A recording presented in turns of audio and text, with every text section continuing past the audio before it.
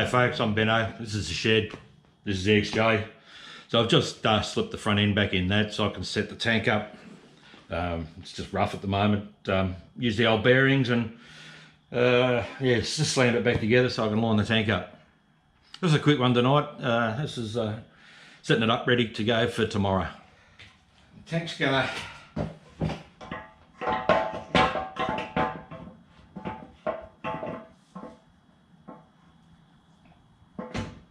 sit there about something like that. Oh, I think that should look pretty good. Yeah, about there. Yeah, around about there. And that should be pretty schmeck. Okay, folks, I'm Benno. This is the shed. If you haven't subscribed, hit the subscribe button, hit the like button.